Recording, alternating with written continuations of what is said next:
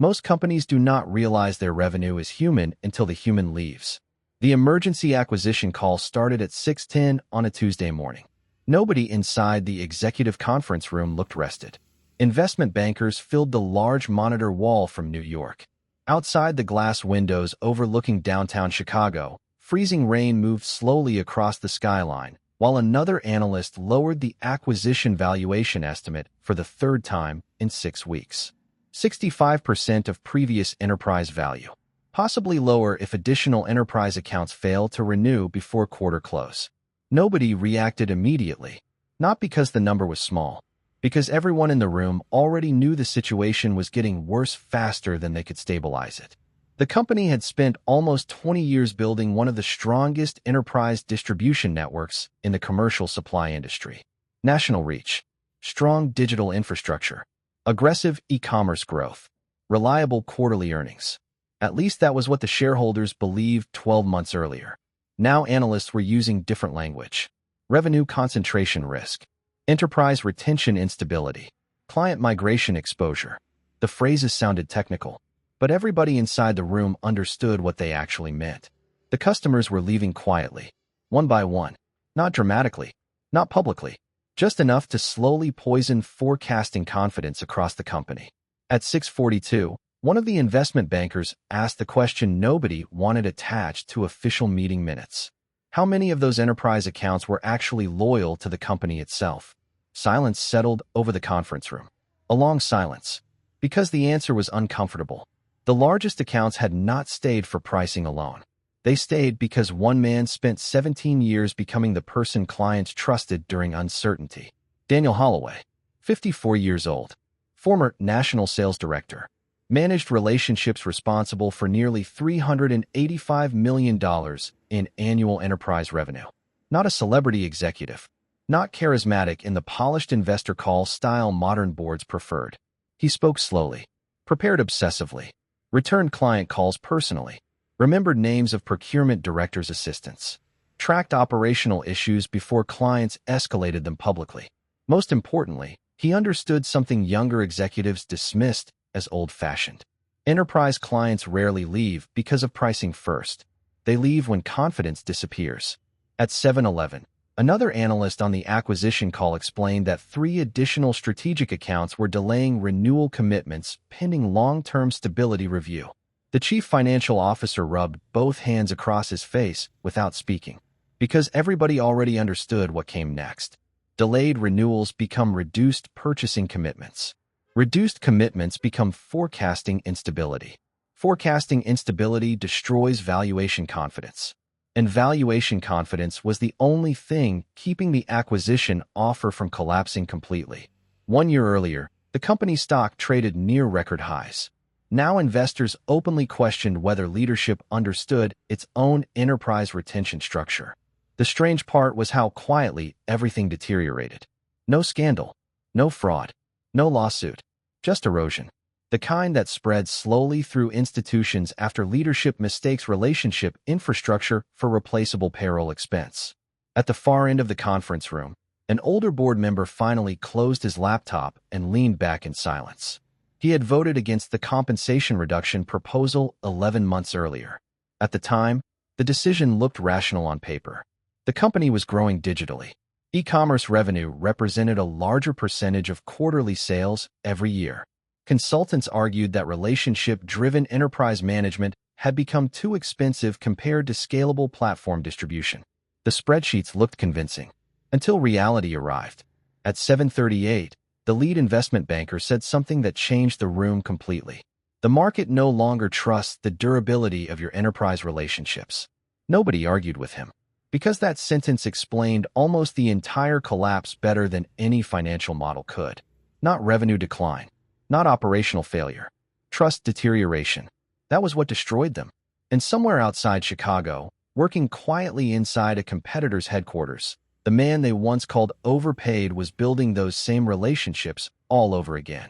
If you have ever watched a company confuse loyalty with automation, you already know how this story ends. Because platforms can generate transactions, but only people generate confidence when conditions become uncertain. And once confidence starts leaving a company quietly, Financial decline usually follows close behind.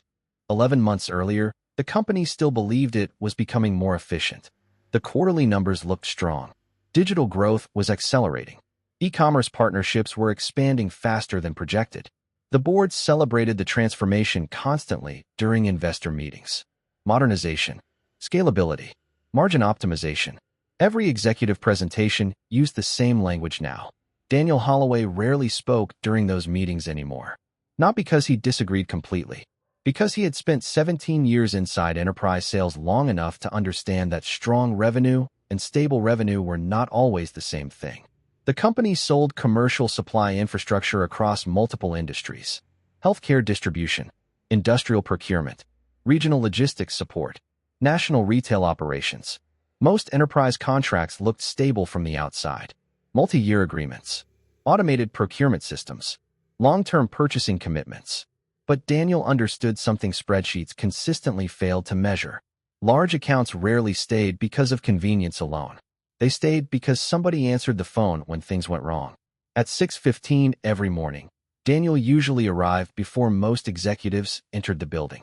He reviewed overnight client escalation reports personally: late shipments, regional shortages, procurement concerns, pricing pressure. He never treated those problems like isolated incidents, because enterprise relationships did not collapse all at once. They weakened slowly through accumulated uncertainty. That was what made his job valuable. Not charisma, not presentations, stability. The new activist board member did not understand that. Victor Lang arrived after acquiring a major ownership position through a private equity consortium earlier that year. 50 years old, sharp voice, precise suits, aggressively data-driven. He believed the company carried too many expensive legacy executives who benefited from outdated compensation structures built before digital growth transformed the industry. On paper, the argument looked reasonable. The company was generating more online revenue every quarter. Automated procurement systems reduced direct client interaction. Several younger executives privately agreed with him. They believed enterprise relationships had become more platform-dependent than person-dependent. Daniel never argued publicly, but several regional account directors noticed he stopped attending optional executive dinners after Victor joined the board. The compensation review meeting happened on a Thursday afternoon in late September. Cold room, large monitor wall, 12 executives, 3 board members. Outside the windows, heavy rain moved across downtown Chicago while finance teams prepared next quarter forecasting projections. Victor Lang controlled the meeting almost immediately. He spoke for nearly 20 minutes about payroll efficiency and executive compensation normalization across the industry. Then he displayed a compensation slide on the main screen. Daniel's salary appeared beside revenue allocation percentages and benchmark comparisons from competing firms. $350,000. Victor studied the screen calmly before speaking again. This level of compensation no longer reflects modern sales infrastructure realities. Nobody moved. Nobody interrupted. The humiliation came from how clinical everything sounded. Not emotional. Not angry. Just production. Daniel sat quietly near the middle of the conference table with both hands folded in front of him while the compensation analysis continued around him like he was no longer fully inside the room. Victor explained that e-commerce partnerships now generated increasing portions of enterprise revenue. Digital procurement behavior was reducing dependency on relationship-driven sales structures. Therefore, executive compensation should reflect industry standardization trends. A proposed 33% reduction appeared on the screen. Several executives avoided eye contact immediately, not because they felt sorry for Daniel, because they understood something Victor did not. Most enterprise clients still called Daniel directly during instability, supply disruptions, contract disputes, regional shortages, late deliveries. Those relationships were not visible inside quarterly dashboards, but they were carrying far more revenue stability than leadership realized. The chief executive officer remained silent during the entire presentation. That silence mattered more than anything Victor said. Daniel eventually closed the compensation packet slowly and looked around the room one final time. No anger, no speech, no defense, just recognition. He finally understood the company had stopped seeing relationship trust as infrastructure. Now it was simply categorized as labor expense. At 4:43 the following Friday afternoon, Daniel sent a resignation email from his office overlooking the river. 23 words. Professional. Restrained. No negotiation request. No emotional language. 3 hours later, he accepted a strategic sales leadership offer from the company's largest competitor. Most executives did not panic immediately after he left. That was the dangerous part. The system still worked. The contract still existed. The revenue still appeared stable. From a distance, the company looked exactly the same. But deep inside several major enterprise accounts across the country, procurement directors had already started asking each other the same quiet question. Why did Daniel Holloway leave so suddenly? The first month after Daniel Holloway left looked completely normal from the outside. That was why leadership remained confident. Quarterly revenue stayed stable. Digital transactions continued growing. E-commerce partnerships performed exactly as projected. Victor Lang privately described the transition as proof the company had finally modernized beyond relationship-dependent sales culture. Several board members agreed with him. The numbers appeared to support everything he believed. But inside enterprise sales teams, smaller changes had already started spreading quietly. Procurement directors delayed callback schedules. Renewal conversations became slower. Long-term clients requested additional operational review meetings before extending purchasing commitments. Nothing dramatic. Nothing measurable enough to trigger panic. Just hesitation. The dangerous kind. Daniel understood enterprise hesitation better than most executives understood revenue itself. That was why his new employer moved quickly after hiring him. Within 3 weeks, he began meeting former industry contacts privately across Chicago, Dallas, Atlanta, and Minneapolis. No aggressive recruitment strategy. No public campaign against his former company. He simply resumed the same thing he had spent 17 years building. Trust continuity. The competitor's leadership noticed something unusual almost immediately. Clients spoke differently around him. More openly. More honestly. Procurement executives who usually guarded information carefully suddenly discussed long-term frustrations during meetings Daniel attended. Delayed escalation responses. Inconsistent executive communication. Growing pressure from centralized digital procurement systems. Small complaints. But enterprise relationships rarely collapse because of one large problem. They collapse through accumulated disappointment nobody addresses early enough. Back at his former company, several account managers started noticing changes they could not explain clearly to leadership. One healthcare distribution client requested a shorter renewal cycle instead of the normal multi-year extension. A regional industrial buyer reduced purchasing volume commitments by 8% pending future market evaluation. Another national retail account quietly opened secondary supplier discussions for the first time in nearly a decade. Every event seemed isolated. That was the problem. Executive teams kept analyzing them separately. Daniel would have recognized the pattern immediately. Trust fragmentation. At a quarterly leadership review meeting in November, Victor Lang presented another compensation efficiency report to the board. He highlighted continued digital growth and stable revenue performance as evidence that relationship-centered executive structures had been historically overvalued. Several executives nodded politely, but the chief revenue officer remained unusually quiet during the presentation. Because he had spent the previous week listening to account managers describe increasingly uncomfortable client conversations. Not hostile conversations, careful ones. Clients asking indirect questions. Who oversees enterprise continuity now? Has strategic leadership changed internally? Why did Daniel leave so quickly? Questions that sounded harmless individually. But together, they revealed something dangerous. Clients were no longer evaluating pricing alone. They were evaluating confidence. Meanwhile, Daniel's competitor continued expanding aggressively into strategic enterprise sectors where his former company had once operated almost uncontested. The competitor suddenly won 2 major healthcare distribution contracts analysts never expected them to secure. Publicly, leadership blamed pricing pressure. Privately, several sales directors understood the real reason. The clients trusted Daniel Holloway more than they trusted the transition strategy replacing him. That realization created the first real anxiety inside the executive floor. Not panic yet, just discomfort. The kind institutions feel when reality begins drifting away from executive narratives. At the December board meeting, The chief financial officer presented updated forecasting projections. For the first time in years, enterprise retention confidence metrics showed measurable deterioration. Only small percentages, but enough to trigger concern among institutional investors monitoring long-term revenue durability.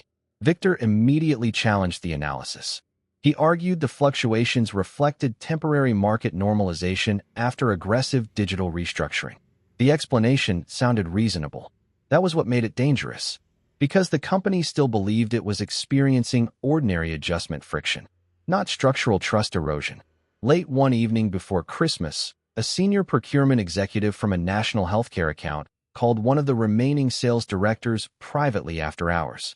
The conversation lasted less than 7 minutes. But afterward, the sales director sat alone in his office for nearly an hour without moving. The next morning, he requested an emergency meeting with executive leadership.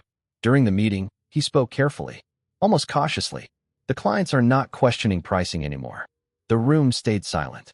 Then he finished the sentence quietly. They are questioning whether we still understand their business the way Daniel did. Nobody responded immediately, because for the first time since the resignation, the company finally heard the real problem spoken out loud. 3 months after Daniel Holloway resigned, the company still looked successful to investors. That illusion mattered. Quarterly earnings remained profitable. Digital revenue continued climbing. Executive leadership kept repeating the same phrase during analyst calls.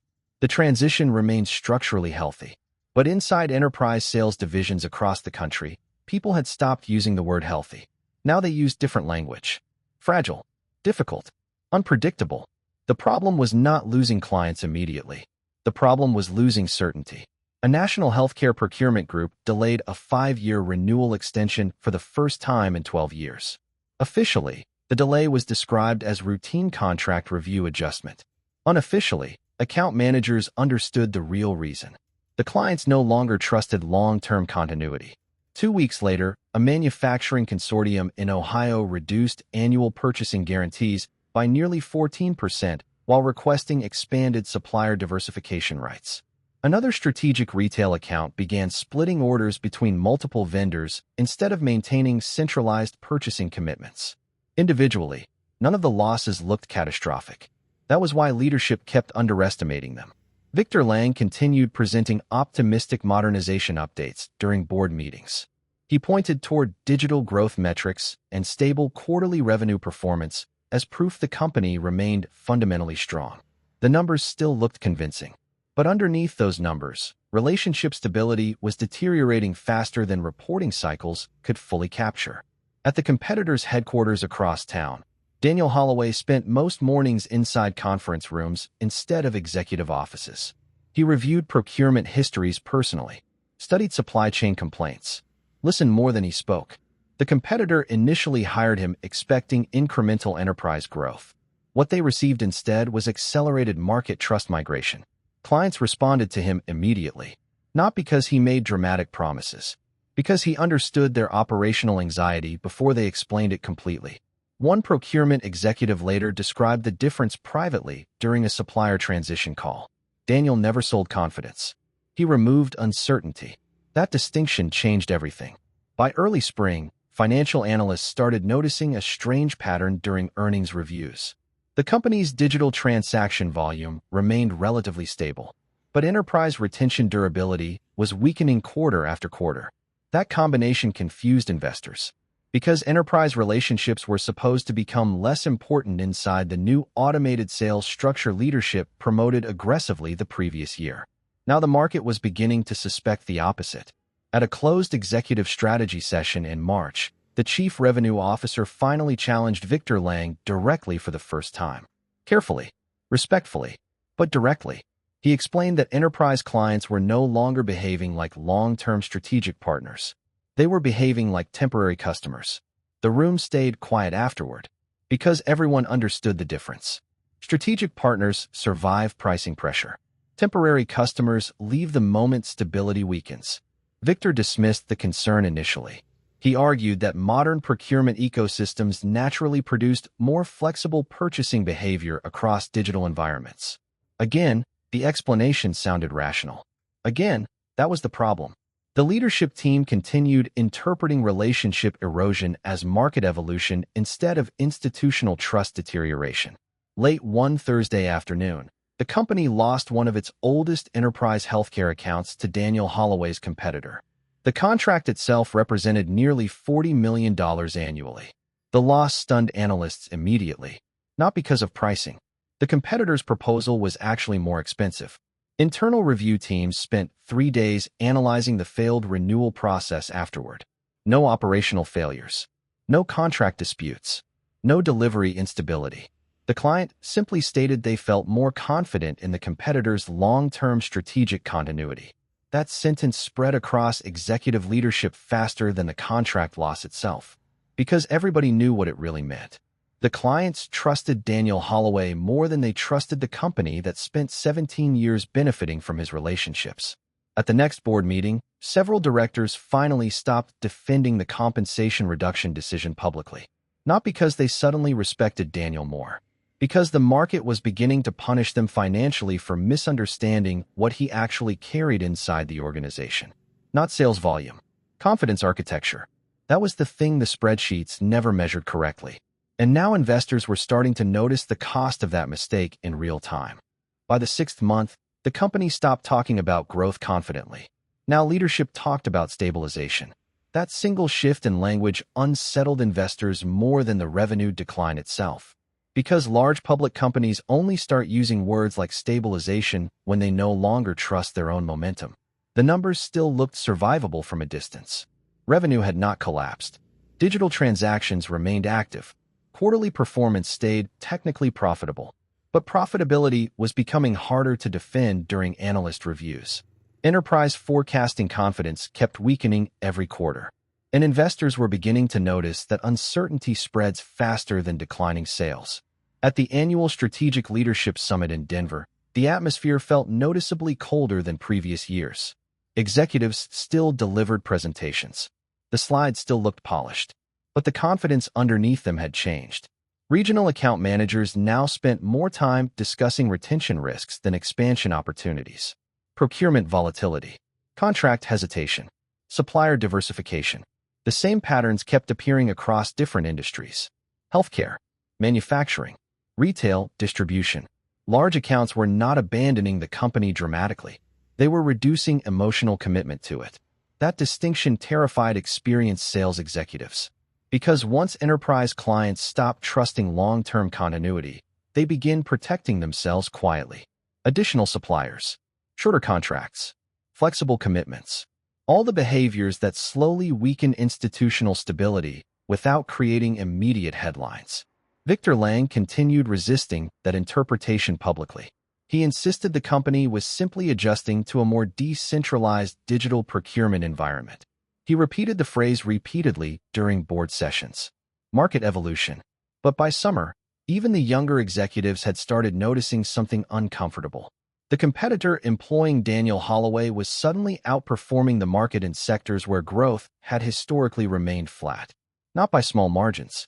Strategic enterprise revenue had increased nearly 60% year-over-year in several key divisions. Analysts began asking questions openly during earnings calls.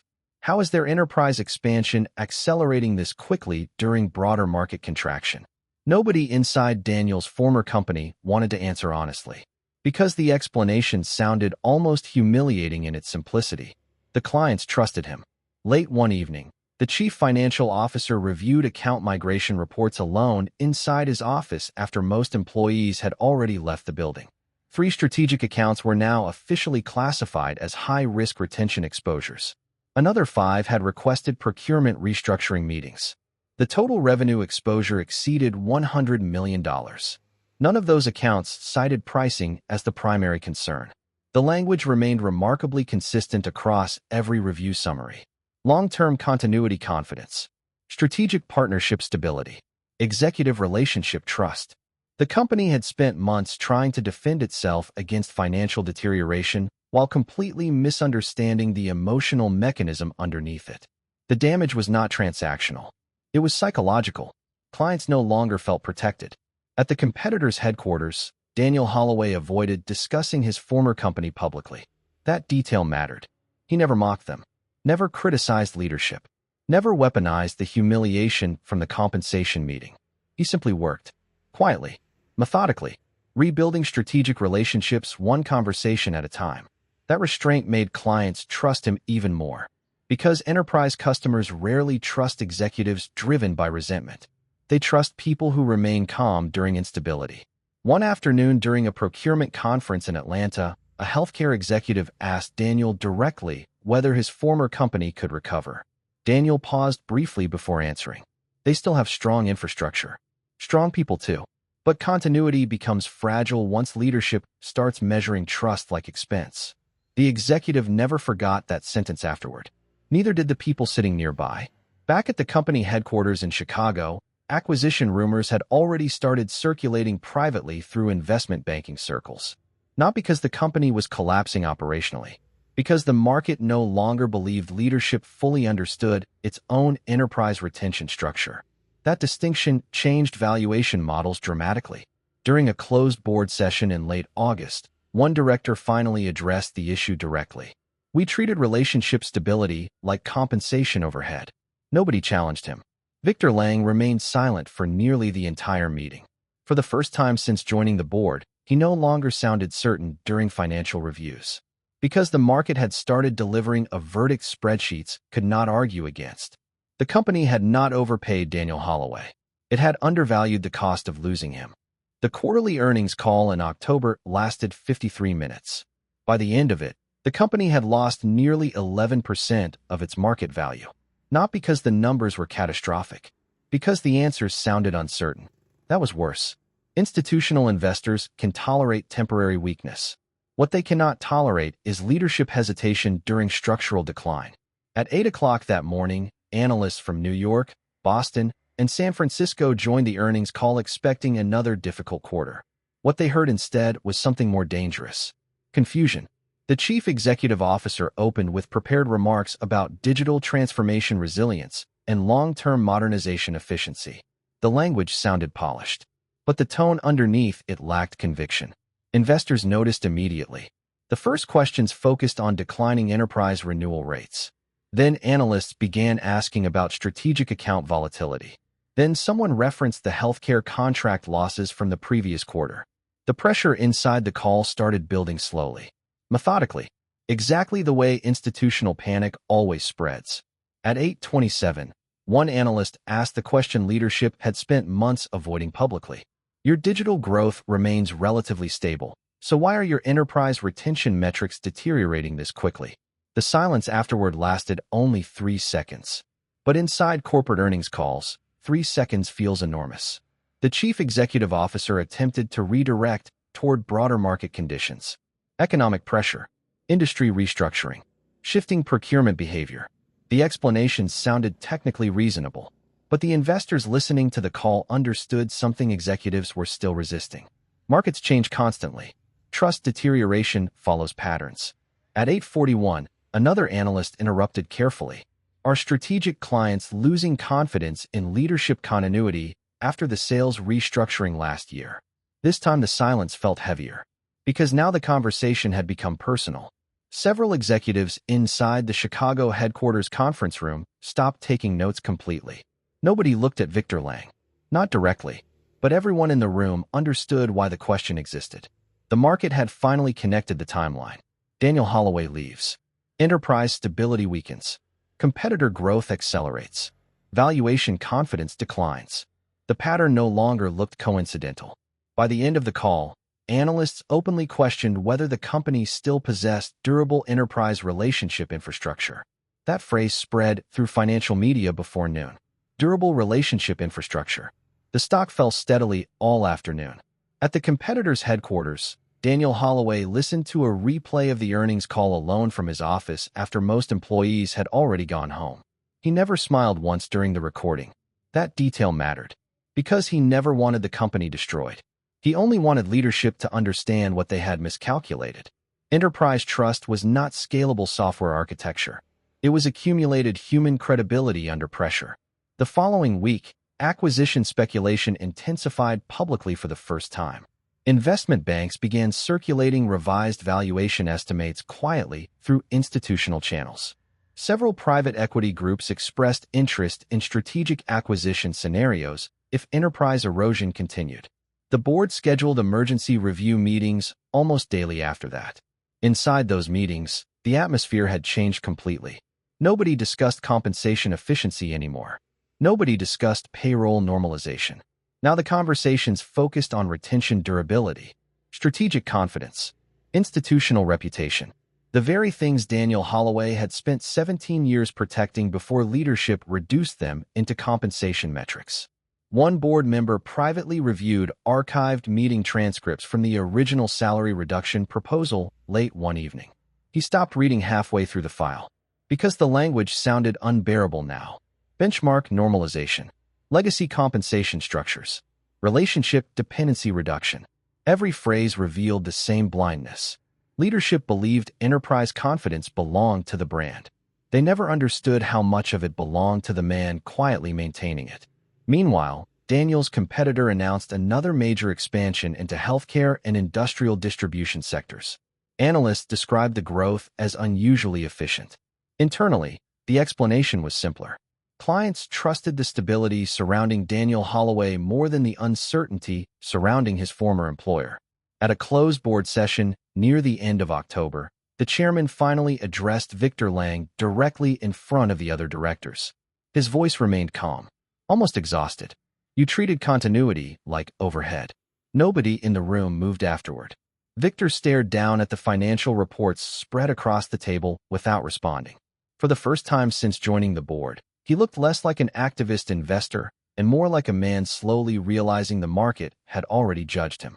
Not because he reduced compensation, because he failed to understand what the company was actually paying for in the first place. By November, the company no longer controlled the narrative surrounding its decline. The market did. That shift terrified the board more than the revenue losses themselves.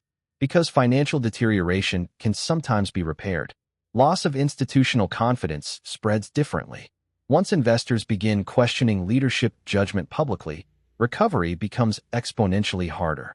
Inside headquarters, executive behavior started changing in subtle ways. Meetings became shorter. Conversations became quieter. Several senior managers stopped defending the restructuring strategy entirely. Nobody openly criticized Victor Lang yet, but the silence around him had changed. Cold silence inside corporate environments always means the same thing. Political isolation has already started. The acquisition rumors intensified after two investment banks downgraded the company's long-term enterprise retention outlook within the same week. Their reasoning sounded painfully simple. Client confidence appears increasingly tied to former leadership relationships no longer inside the organization. That sentence circulated through financial media for days. Every executive read it. Every board member remembered the compensation meeting immediately after seeing it. Meanwhile, Daniel Holloway's competitor continued expanding aggressively into sectors his former company once dominated comfortably. Healthcare, industrial procurement, regional distribution partnerships. The growth no longer looked temporary. It looked structural. At an investor conference in New York, a market analyst asked Daniel publicly whether his competitor's recent enterprise success came primarily from pricing advantages. Daniel answered carefully, "No. Clients stay where they feel operationally understood." The answer lasted less than 10 seconds. But several executives from his former company watched the clip repeatedly afterward. Because they recognized the difference immediately. Daniel was not attacking them. He was explaining them. Back in Chicago, the board convened another emergency strategy session late one Thursday evening after acquisition advisors delivered revised valuation scenarios. The numbers were worse than expected. If enterprise deterioration continued through the next 2 quarters, the company could become vulnerable to discounted acquisition pressure significantly earlier than projected. Nobody in the room looked surprised anymore. That was the unsettling part. The decline had become emotionally normalized. Victor Lang attempted defending the modernization strategy again, but this time his voice lacked force. He argued that no organization should remain dependent on a single executive relationship structure. Technically, he remained correct, but the board finally understood the deeper truth underneath the argument. The company had not lost revenue because Daniel Holloway left. It lost stability because leadership never built a replacement for the trust architecture he carried. That realization changed the room permanently. One board member finally spoke with visible frustration for the first time in months.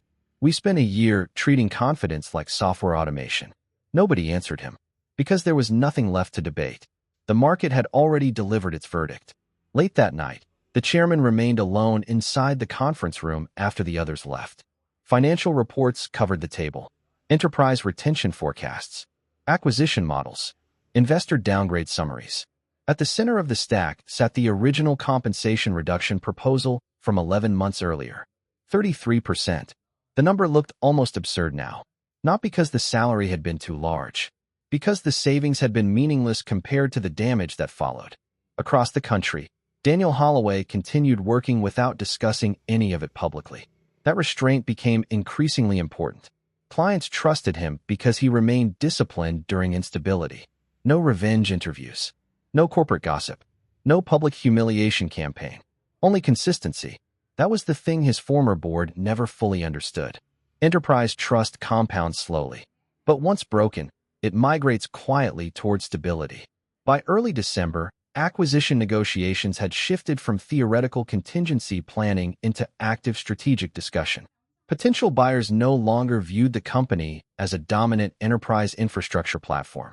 Now they viewed it as a weakened organization struggling to preserve institutional continuity. That difference reduced valuation leverage dramatically. At the final board session before the holiday break, the chairman addressed Victor Lang directly one last time. His voice sounded tired more than angry. "You thought compensation was the cost." He paused briefly before continuing. "The cost was losing the person clients trusted when uncertainty appeared." Victor lowered his eyes toward the financial reports without responding. For the first time since joining the board, he looked like a man who finally understood something markets had already recognized months earlier. Revenue can be replaced eventually. Confidence usually cannot. The acquisition agreement was finalized 11 months after Daniel Holloway resigned. No celebration followed the announcement. No press conference. No triumphant investor interviews. Only a carefully worded corporate statement released before market opening on a gray Monday morning in February. The company would be acquired at approximately 65% of its valuation from the previous year. Financial media described the deal as a strategic stabilization transaction. Inside the industry, people used different language. Distressed confidence sale. That phrase spread quietly through executive circles all week, because everyone understood the real reason the valuation collapsed. Not operational failure, not technology weakness, institutional trust deterioration. The acquiring corporation moved aggressively during negotiations. They knew the company had lost leverage months earlier. Enterprise retention instability weakened every forecasting model tied to future growth projections. The buyers did not trust the durability of the remaining client relationships anymore. That uncertainty reduced the company's bargaining power more than declining revenue ever could. Inside headquarters, the atmosphere during the final weeks before acquisition felt strangely calm. Not hopeful. Resigned. Employees still came to work. Meetings still happened. Quarterly reports still circulated. But the emotional center of the organization had already changed.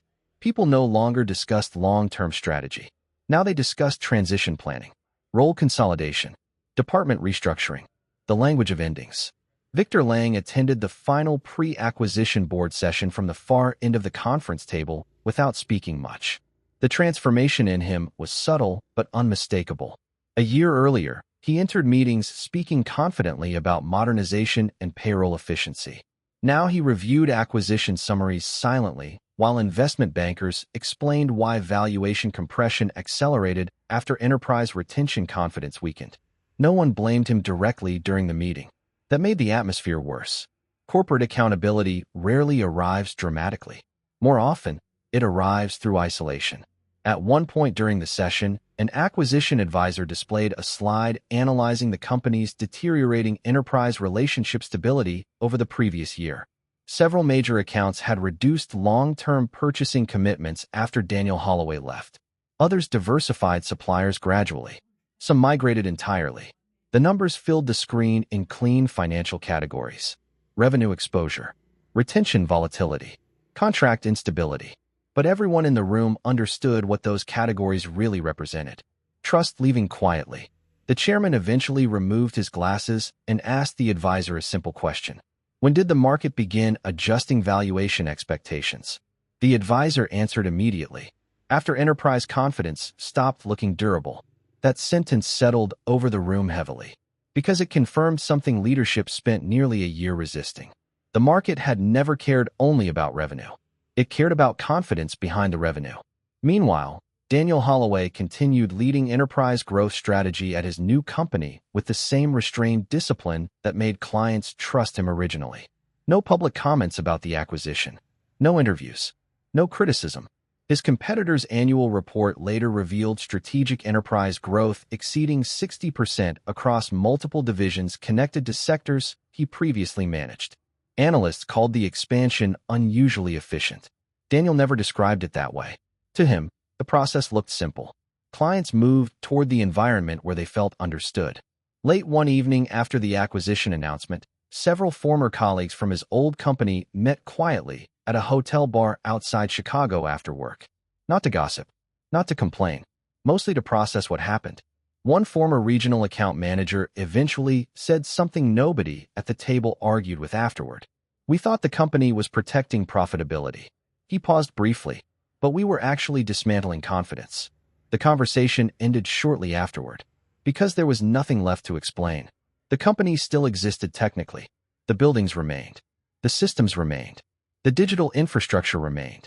But the thing that once made enterprise clients feel safe during uncertainty had slowly disappeared long before the acquisition papers were signed. And by the time leadership finally understood what they lost, the market had already adjusted the company's value accordingly. 6 months after the acquisition closed, most of the old leadership team had disappeared quietly. Some retired. Some accepted transition packages. Others simply stopped appearing in industry conversations altogether. Victor Lang resigned from the board shortly after the merger integration phase began. No public controversy followed. No scandal. No dramatic corporate fallout. Just silence. The kind that settles over people after markets expose a mistake too large to defend anymore. The acquiring company eventually restructured large sections of the enterprise sales division completely. Not because the systems were broken, because the trust surrounding those systems had already deteriorated beyond easy repair. Several long-term accounts never returned. Others remained fragmented across multiple suppliers. The damage moved slower than operational collapse. But it lasted longer. That was the cruel difference between losing infrastructure and losing confidence. Infrastructure can be rebuilt. Confidence remembers. Meanwhile, Daniel Holloway rarely discussed the acquisition publicly even after reporters started referencing his departure during industry interviews. He always answered carefully. The company had strong people. Strong systems too. But systems only work long-term when leadership understands what clients are actually trusting. That answer appeared in several trade publications afterward. Not because it sounded dramatic. Because it sounded true. By the following spring, Daniel's new company had become one of the fastest-growing enterprise distributors in the region. Strategic healthcare accounts expanded aggressively. Industrial procurement partnerships stabilized. Several national clients signed long-term agreements specifically tied to continuity leadership guarantees Daniel personally helped structure. The growth numbers looked impressive on paper, but the real transformation happened somewhere less visible. Clients stopped sounding nervous during meetings. Procurement directors stopped requesting secondary contingency reviews. Long-term planning conversations returned. Confidence had stabilized again. One evening after an enterprise strategy conference in Minneapolis, a younger sales executive asked Daniel a question privately during dinner. Why did so many clients follow you instead of staying loyal to the company? Daniel studied the table quietly for a moment before answering. Because companies think clients buy products. He paused briefly. Most clients are actually buying certainty. The younger executive never forgot that sentence afterward. Neither did the people nearby who overheard it. Late that same year, the former company released its first full annual report under new ownership. The language inside the document sounded very different from the presentations Victor Lang once delivered. Operational continuity, relationship durability, strategic trust retention. The phrases appeared repeatedly throughout the report. Not once did the document mention payroll optimization. That omission mattered, because the market had already taught the lesson more effectively than any executive ever could. The cost was never Daniel Holloway's salary. The cost was misunderstanding what his salary protected. At the end of winter, Daniel visited Chicago for an industry leadership conference held less than 2 miles from his old headquarters. Snow moved slowly across the streets outside while executives discussed digital transformation trends inside warm hotel conference rooms. Some things never changed. During a break between sessions, Daniel stood alone near the windows overlooking the city for several minutes without speaking to anyone. Below him, traffic moved steadily through the freezing evening while thousands of people crossed intersections carrying coffee cups and briefcases toward buildings full of meetings, forecasts, and financial models. Entire industries still trying to quantify human trust through spreadsheets. That was the strange thing about modern corporations. They measure systems precisely, revenue precisely, efficiency precisely. But the most valuable structures inside an organization are often the hardest to calculate. Confidence, judgment, continuity under pressure. The quiet reassurance clients feel when experienced people answer difficult calls during uncertain moments. Daniel Holloway spent 17 years building that kind of trust slowly enough that leadership eventually stopped noticing it existed. Then one compensation meeting reduced all of it into a payroll discussion projected onto a screen. A year later, the company was sold below value. Not because the products failed, not because the market disappeared, because leadership mistook invisible confidence for replaceable overhead. And by the time they understood the difference, the market had already adjusted the price of their mistake accordingly.